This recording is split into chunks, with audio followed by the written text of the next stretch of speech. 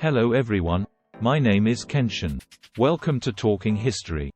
Today's history talk is From Trash to Treasure till the Lobsters. Please move your fingers to subscribe, like, leave a message and share. Please also turn on the little bell. Thank you. The mention of lobsters today often brings to mind Maine lobsters for Americans. But did you know that Europe was eating lobsters long before anyone crossed the Atlantic to reach the Americas? Yes, indeed. Evidence suggests that lobsters were being consumed in Europe even before they were discovered in the Americas. When English colonizers first sailed to New England, there were plenty of lobsters near the coast, so much so that they didn't even need to dive or catch them. They would wash up on the shore after storms, sometimes in piles of hundreds. Settlers quickly realized that if these creatures weren't cooked and eaten fast enough, they would spoil. Over time, lobsters came to be seen as a quick source of protein. Lobsters were so abundant that Native Americans used them for fertilizing crops and as bait for fishing hooks. They also consumed them, contributing to the origins of classic New England clam bakes. Native Americans prepared lobsters by covering them in seaweed and roasting them on hot rocks. Even before Europeans settled on the coasts of the New World, the Mi'kmaq and Maliseet indigenous peoples of the Canadian Atlantic region had been lobster fishing for centuries. Long ago, lobsters were so plentiful that people often found them on beaches at low tide or washed ashore after storms. In his 1995 publication, Pictou Island, Hilton Macaulay wrote, in 1597, at Cebu Harbor, 140 lobsters were taken in one small haul. It's astonishing how in just 400 years, lobster numbers decreased significantly, to the point where today, catching one in a net is considered lucky. Long before traps were used, lobsters were caught using spears or gigs from shallow waters. During calm nights, fishermen would use the light of torches to catch lobsters, spearing them as they crawled around searching for food. During the day, they would slick the water's surface with oil to darken it below, then toss cod heads as bait.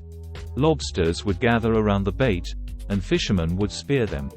Although lobsters didn't have a true commercial market back then, some fishermen did sell their catches for profit.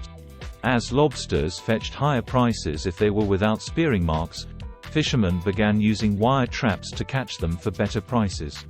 These wire traps were used by Europeans to catch both small lobsters and adults. Long ago, lobsters were so abundant that they weren't considered valuable commodities, but rather as food for the poor. It wasn't until the latter half of the 19th century that the lobster industry began to thrive. Before the end of the 1700s, people manually caught lobsters along the coastline. At the end of the 1700s, Maine introduced a type of boat known as a smack for transporting live lobsters, which had tanks with holes that allowed seawater to circulate inside. It wasn't until the mid-19th century that Maine's original method of lobster fishing became the most popular method of lobster harvesting. Back then, lobsters were so plentiful that they were extremely cheap. At that time, the people who ate lobsters the most were prisoners, apprentices, slaves, and children. In Massachusetts, some servants had clauses in their contracts stating they could only be fed shellfish twice a week, as they were fed too many lobsters. Lobsters are now considered a delicious delicacy enjoyed by people around the world. But this hasn't always been the case. In world history, lobsters were once used as bait for fishing, as fertilizer, or as poor man's food. Obviously, this is not the case in modern times. In the 1800s, shipbuilding was the largest industry in northern Nova Scotia, from Pugwash to Pictou, employing thousands. When this industry began to decline at the turn of the century, coastal community residents started relying on lobster fishing for a livelihood. Over the years, the lobster fishing industry has seen great changes. Since the last century, it has been the livelihood of the people of the North Shore. It has gone through challenging times and prosperous periods. For over 30 years, hundreds of lobster canneries dotted the coastline of the Northumberland Strait, where thousands of fishermen brought their catch to be processed. These small factories would employ local men and women, as well as workers from other areas. It was a widespread and profitable business, But unfortunately, it was short-lived. With advances in technology and new, efficient ways of storing, transporting, and marketing lobsters, the old canneries were replaced by fewer and larger ones, and the lobster industry changed forever. After the invention of the canning jar in 1847, the craft of packaging cooked food in sealed cans for future use spread rapidly. In 1843, New Englanders first produced canned seafood in Eastport, Maine. The Boston company Shedd and Knox built a lobster canning factory on the eastern end of Pictou Island in the 1870s. Others soon followed suit. It was in these early years that fishermen would set sail in flat-bottom boats or schooners and set traps. Typically, 2 men manned a boat and fished with about 200 traps. They would depart before dawn and would return to the docks any time between 10 o'clock and noon.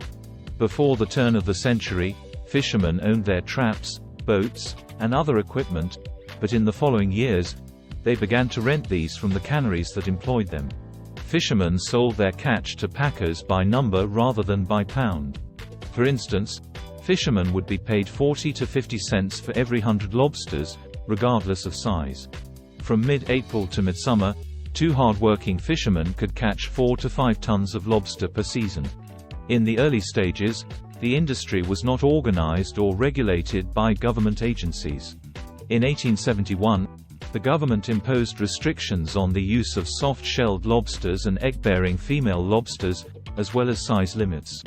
Despite the regulations, there seemed to be a degree of organization to the industry, but the processing part of the industry remained inefficient.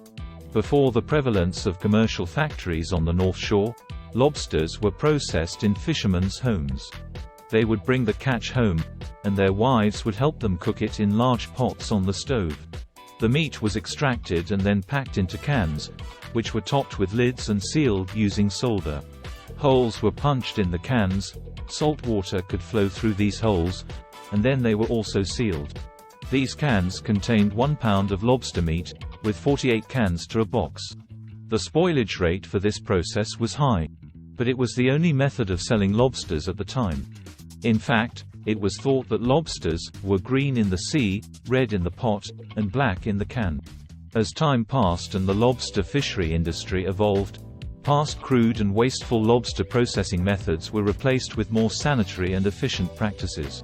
The number of Canadian canneries increased from 44 in 1872 to 900 by 1900 and continued to grow early in the century. The first lobster hatchery was established in 1876 in Vinalhaven, Maine. By the 1880s, lobsters finally began to shed their bad reputation. They started to be featured amongst diners, especially in Boston and New York, from where prices began to climb. By the onset of World War II, lobster was considered a delicacy. The wartime economy allowed affluent consumers to enjoy lobster at unprecedented prices. Lobster also became a staple for soldiers as lobster meat was easy to can, consume, and served as an important source of protein. In the early 20th century, there were 10 to 13 canneries in the St. John River area. Some of these canneries included Seaman's, Burnham and Morrill, McGee's, Broidy's, and McClellan's. Local women and those from outside the area worked side by side in the processing rooms, removing meat from the shells, cleaning it, and then canning it. Earning money at the lobster factories was much better than housework. The factory workers were responsible for cooking the lobsters, breaking them down, and in the later years, when live shipping began to become popular, they were in charge of managing the live water tanks and floating docks. These first small commercial factories averaged 3,000 cases, 144,000 pounds, per season. As time went on, these small canneries began to close, and the lobster processing industry began to consolidate in places like Pictou, Caribou, and Lismore. By the 1930s, the number of canneries had dwindled to a few, with Maritime Packers Limited being one of the remaining ones, eventually becoming one of the most successful lobster developers in northern Nova Scotia. Over the past 100 years, the lobster industry has experienced changes in processing, equipment, regulations, and methods of catching. Due to these changes among other factors, the lobster market has varied over the years. In the early 1900s, Lobster was considered poor man's food. Stories from around the St. John River speak of kids who brought lobster sandwiches to school being seen as the poor of the town. Today, many consider lobster to be a delicacy. In fact, now you have to spend a lot of money to enjoy a delicious lobster feast. The biggest change in the lobster market has been the development of the demand for live lobsters. When people started wanting fresh live lobsters, processors responded. Shortly after the advent of live shipping, different varieties of fresh frozen lobster meat made their way into the markets. Quality-controlled factories have more efficient packaging and transportation methods, along with high-tech machinery and advanced holding systems to develop and sell better products. Some examples of products developed: fresh frozen lobster tails, vacuum-packed whole lobbers, fresh frozen canned meat, as well as lobster bisque and caviar. It is these gradual changes that have led to the development of the industry we see today. Long ago, before the use of traps, lobsters were harvested from shallow waters using spears or harpoons. On calm nights, fishermen used the light from flashlights to catch lobsters as they crawled on searches for food, piercing them with spears.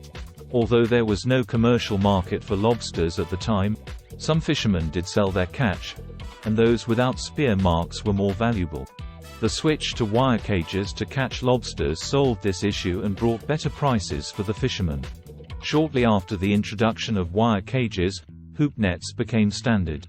The hoops were made out of discarded wheels, covered with a netting. These traps were particularly suited to the shallow water areas, where there was an abundance of canna lobsters, small lobsters between 1/2 to 1 pound. This was advantageous for fishermen because they were paid by the number and not by the pound, so the more lobsters caught in the traps, the better for the fishermen. The traditional wooden lath lobster traps are still quite common today, composed of two main parts, the kitchen and the parlor.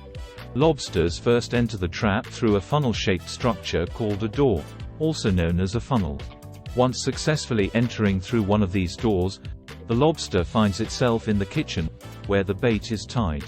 As the lobster tries to escape the kitchen, it is guided through another door into the parlor. Small vents in the parlor allow smaller lobsters to escape, but larger lobsters are trapped there waiting for their fate. The shape of the doors makes it easy for lobsters to enter but difficult to leave. Do you like to eat lobster? What do you think of this history? Welcome to leave a message to express your opinion. Please subscribe and share to help Chankson channel grow.